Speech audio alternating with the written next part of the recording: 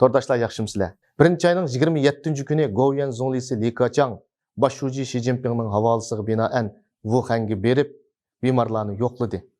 Birinchi sepda jafoliq kurash qilayotgan doktor sestralardan hol so'radi, xizmatlarga yetakchilik qildi.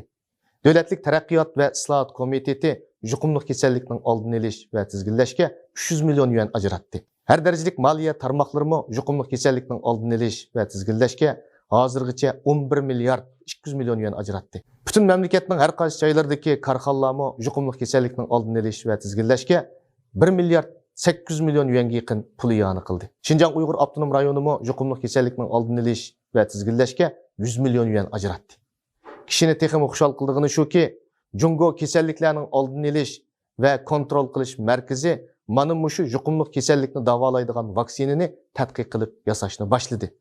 Hozir virus muvaffaqiyatli ayrilib, tüp virus avrishkisini tanlayotdi.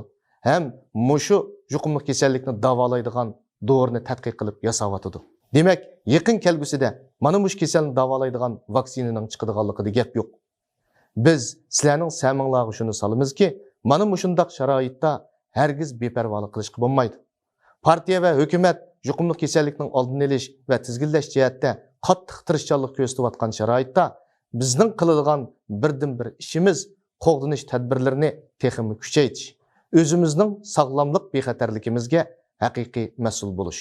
Mana mushundaq qilsak, partiya va hukumatning yuqumli kasallikning oldini olish va tizginlash chaqiriqiga aktiv ovoz qo'shgan bo'lamiz.